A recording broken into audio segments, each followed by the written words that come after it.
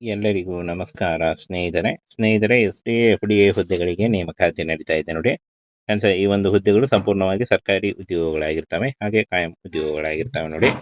Koppal Gavisiddeshwara college ನೇಮಕಾತಿ ಆಗಿರುತ್ತೆ ನೋಡಿ. ಲೆಕ್ಚರರ್ ಮತ್ತು FD/SDA ಹುದ್ದೆಗಳಾಗಿರ್ತವೆ. ಈ ಒಂದು ಹುದ್ದೆಗಳಿಗೆ ಪುರುಷ ಮತ್ತು ಮಹಿಳಾ ಅಭ್ಯರ್ಥಿಗಳು ಇಬ್ಬರು ಅರ್ಜಿಗಳನ್ನ ಸಲ್ಲಿಸಬೇಕಾಗುತ್ತೆ. ಹಾಗೆ ಫ್ರೆಂಡ್ಸ್, ಅರ್ಹ ಮತ್ತು ಆಸಕ್ತ ಅಭ್ಯರ್ಥಿಗಳು ಈ ಒಂದು ಹುದ್ದೆಗಳಿಗೆ ಅರ್ಜಿಗಳನ್ನ ಸಲ್ಲಿಸಬಹುದಾಗಿರುತ್ತೆ ನೋಡಿ. ಉದ್ಯೋಗದ ವಿವರವನ್ನು ನೋಡೋದಾದ್ರೆ ನೋಡಿ, ಇಲ್ಲಿ ಹುದ್ದೆಗಳ ಹೆಸರು: ಉಪನ್ಯಾಸಕನು, computer inspector, librarian, campus manager ಹಾಗೂ ಇತರೆ ಹುದ್ದೆಗಳಾಗಿರ್ತವೆ ನೋಡಿ. ಈ ಒಂದು ಹುದ್ದೆಗಳಿಗೆ ಆಯ್ಕೆ ಮಾಡಿಕೊಂಡು ಅರ್ಜಿಗಳನ್ನ ಸಲ್ಲಿಸಬಹುದು. ಇನ್ನು ಉದ್ಯೋಗ ಸ್ಥಳ ನೋಡಿ, ಆಯ್ಕೆಯಾದಂಥ ಅಭ್ಯರ್ಥಿಗಳಿಗೆ ಕೊಪ್ಪಳ ಜಿಲ್ಲೆಯಲ್ಲಿ ನೇಮಕಾತಿ ಮಾಡಿಕೊಳ್ಳಲಾಗುತ್ತೆ. ಹಾಗೆ ಈ ಒಂದು ಹುದ್ದೆಗಳಿಗೆ ಆನ್ಲೈನ್ ಅಥವಾ ಆಫ್ಲೈನ್ ಎರಡೂ ಕಡೆಯಿಂದ ಅರ್ಜಿಗಳನ್ನ ಸಲ್ಲಿಸಬಹುದು. ಯಾವುದು ನಿಮಗೆ ಕನ್ವೀನಿಯೆಂಟ್ ಆಗುತ್ತೆ ಆ ಕಡೆಯಿಂದ ನೀವು ಅರ್ಜಿಗಳನ್ನ ಸಲ್ಲಿಸಬಹುದು. ಆನ್ಲೈನ್ ಅರ್ಜಿಗಳನ್ನ ಸಲ್ಲಿಸಲಿಕ್ಕೂ ಕೂಡ ಅವಕಾಶ ನೀಡಲಾಗಿದೆ. ಹಾಗೆ ಆಫ್ಲೈನ್ ಕೂಡ ನೀವು ಅರ್ಜಿಗಳನ್ನ ಸಲ್ಲಿಸಬಹುದಾಗಿರುತ್ತೆ.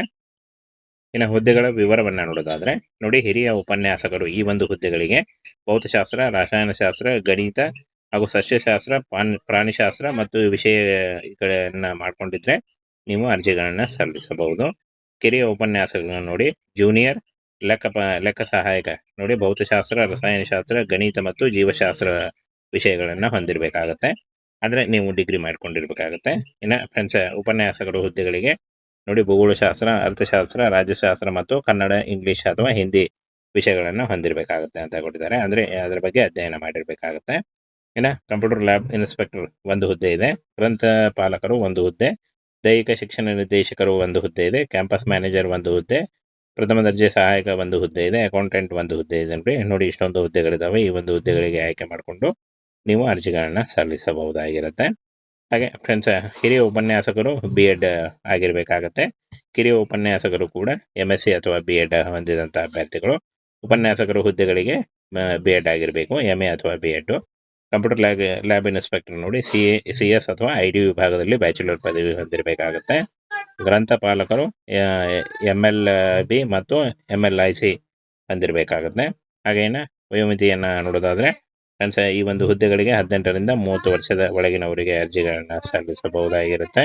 OBC ಅಭ್ಯರ್ಥಿಗಳಿಗೆ 3 ವರ್ಷ, SC/ST ಅಭ್ಯರ್ಥಿಗಳಿಗೆ 5 ವರ್ಷ ಮತ್ತು PWD ಅಭ್ಯರ್ಥಿಗಳಿಗೆ 10 ವರ್ಷಗಳ ವಯೋಮಿತಿ ಸಡಿಲಿಕೆ ಕೂಡ ಇರುತ್ತೆ ನೋಡಿ. ಆದಷ್ಟು ನಿಮ್ಮ ವಯಸ್ಸಿನ ಲೆಕ್ಕಾಚಾರ ಮಾಡಿಕೊಂಡು ನೀವು ಫ್ರೆಂಡ್ಸ್ ನೋಡಿ. ಇನ್ನು ವೇತನ ಶ್ರೇಣಿಯನ್ನು ನೋಡೋದಾದ್ರೆ 30ರಿಂದ 60 ಸಾವಿರವರೆಗೂ ಪರ್ ಮಂತ್ ಸ್ಯಾಲರಿ ಆಗಿರುತ್ತೆ ನೋಡಿ. ಇದು ಜಾಸ್ತಿ ಕೂಡ ಆಗ್ತಾ ಹೋಗುತ್ತೆ. ಆದಷ್ಟು ನಿಮ್ಮ ವಯಸ್ಸಿನ ಲೆಕ್ಕಾಚಾರ ಮಾಡಿಕೊಂಡು ನೀವು ಅರ್ಜಿಗಳನ್ನ ಸಲ್ಲಿಸಬಹುದಾಗಿರುತ್ತೆ ನೋಡಿ. ಅರ್ಜಿ ಶುಲ್ಕವನ್ನು ನೋಡೋದಾದ್ರೆ ಯಾವುದೇ ರೀತಿಯಾದಂಥ ಅರ್ಜಿ ಶುಲ್ಕ ಇರಲ್ಲ. ಈ ಒಂದು ಹುದ್ದೆಗಳಿಗೆ ಯಾವುದೇ ರೀತಿಯಾದಂಥ ಅರ್ಜಿ ಶುಲ್ಕ ಇರಲ್ಲ. ಅರ್ಜಿ ಸಲ್ಲಿಸುವ ವಿಧಾನ: ಆನ್ಲೈನ್ ಅರ್ಜಿ ಸಲ್ಲಿಸುವಂಥವರು ಅಫಿಷಿಯಲ್ ವೆಬ್ಸೈಟ್ಗೆ ಭೇಟಿ ನೀಡಿ ನೀವು ಅರ್ಜಿಗಳನ್ನ ಸಲ್ಲಿಸಬಹುದಾಗಿರುತ್ತೆ ನೋಡಿ. ಹಾಗೇನ ಫ್ರೆಂಡ್ಸ್, ನಿಮ್ಮ ರೆಸ್ಯೂಮೆ ಅಥವಾ CV-ನ ಈ ಒಂದು ಅಡ್ರೆಸ್ಗೆ ನೀವು ಮೇಲ್ ಕೂಡ ಮಾಡ್ಬೋದಾಗಿರುತ್ತೆ ನೋಡಿ. ಈ ಒಂದು ಅಡ್ರೆಸ್ಗೆ ನೀವು ಮೇಲ್ ಮಾಡ್ಬೋದಾಗಿರುತ್ತೆ. ಈ ಒಂದು ಅಡ್ರೆಸ್ಗೆ ನಿಮ್ಮ ರೆಸ್ಯೂಮೆ ಅಥವಾ CV-ಯನ್ನು ಮೇಲ್ ಮಾಡ್ಬೋದಾಗಿರುತ್ತೆ. ಆಯ್ಕೆ ಪ್ರಕ್ರಿಯೆ ನೋಡಿ, ನೇರ ನೇಮಕಾತಿ ಇರುತ್ತೆ. ಕೇವಲ ಸಂದರ್ಶನದ ಮೂಲಕ ಆಯ್ಕೆಯನ್ನು ಮಾಡಿಕೊಳ್ಳಲಾಗುತ್ತೆ.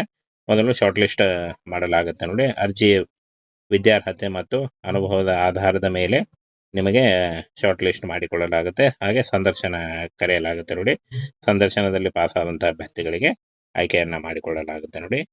ಫ್ರೆಂಡ್ಸ್, ಈ ರೀತಿಯಾಗಿ ನೀವು ಅರ್ಜಿಗಳನ್ನ ಸಲ್ಲಿಸಬಹುದಾಗಿರುತ್ತೆ. ಹಾಗೇನ ಫ್ರೆಂಡ್ಸ್, ಈ ಒಂದು ಹುದ್ದೆಗಳಿಗೆ ಅರ್ಜಿ ಸಲ್ಲಿಸಲಿಕ್ಕೆ 1 ಏಪ್ರಿಲ್ 2026 ಅರ್ಜಿ ಸಲ್ಲಿಸಲಿಕ್ಕೆ ಕೊನೆಯ ದಿನಾಂಕ ಆಗಿರುತ್ತೆ ನೋಡಿ. ಈ ಒಂದು ಕೊನೆಯ ದಿನಾಂಕದೊಳಗಾಗಿ ನೀವು ಅರ್ಜಿಗಳನ್ನ ಸಲ್ಲಿಸಬಹುದಾಗಿರುತ್ತೆ. ಸ್ನೇಹಿತರೆ, FDA ಹುದ್ದೆಗಳಿಗೆ ನೇಮಕಾತಿ ನಡೀತಾ ಇದೆ ನೋಡಿ. ಫ್ರೆಂಡ್ಸ್, ಈ ಒಂದು ಹುದ್ದೆಗಳು ಸಂಪೂರ್ಣವಾಗಿ ಸರ್ಕಾರಿ ಉದ್ಯೋಗಗಳಾಗಿರ್ತವೆ, ಹಾಗೆ ಕಾಯಂ ಉದ್ಯೋಗಗಳಾಗಿರ್ತವೆ ನೋಡಿ. ಕೊಪ್ಪಳ ಗವಿಸಿದ್ದೇಶ್ವರ ಕಾಲೇಜು ನೇಮಕಾತಿ ಆಗಿರುತ್ತೆ ನೋಡಿ. ಲೆಕ್ಚರರ್ ಮತ್ತು FD/SDA ಹುದ್ದೆಗಳಾಗಿರ್ತವೆ. ಈ ಒಂದು ಹುದ್ದೆಗಳಿಗೆ ಪುರುಷ ಮತ್ತು ಮಹಿಳಾ ಅಭ್ಯರ್ಥಿಗಳು ಇಬ್ಬರು ಅರ್ಜಿಗಳನ್ನ ಸಲ್ಲಿಸಬೇಕಾಗುತ್ತೆ. ಹಾಗೆ ಫ್ರೆಂಡ್ಸ್, ಅರ್ಹ ಮತ್ತು ಆಸಕ್ತ ಅಭ್ಯರ್ಥಿಗಳು ಈ ಒಂದು ಹುದ್ದೆಗಳಿಗೆ ಅರ್ಜಿಗಳನ್ನ ಸಲ್ಲಿಸಬಹುದಾಗಿರುತ್ತೆ ನೋಡಿ.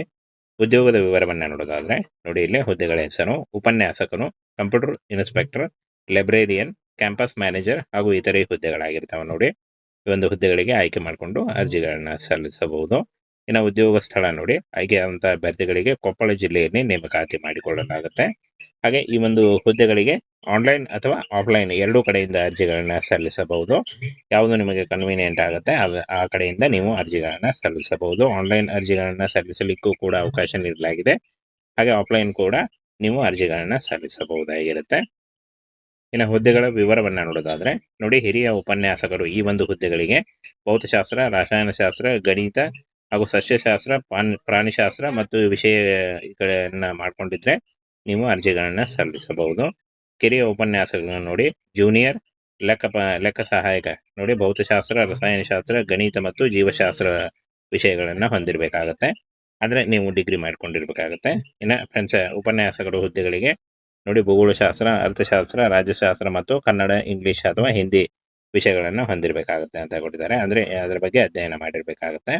ಇನ್ನು ಕಂಪ್ಯೂಟರ್ ಲ್ಯಾಬ್ ಇನ್ಸ್ಪೆಕ್ಟರ್ ಒಂದು ಹುದ್ದೆ ಇದೆ, ಗ್ರಂಥಪಾಲಕರು ಒಂದು ಹುದ್ದೆ, ದೈಹಿಕ ಶಿಕ್ಷಣ ನಿರ್ದೇಶಕರು ಒಂದು ಹುದ್ದೆ ಇದೆ, ಕ್ಯಾಂಪಸ್ ಮ್ಯಾನೇಜರ್ ಒಂದು ಹುದ್ದೆ, ಪ್ರಥಮ ದರ್ಜೆ ಸಹಾಯಕ ಒಂದು ಹುದ್ದೆ ಇದೆ, ಅಕೌಂಟೆಂಟ್ ಒಂದು ಹುದ್ದೆ ಇದೆ.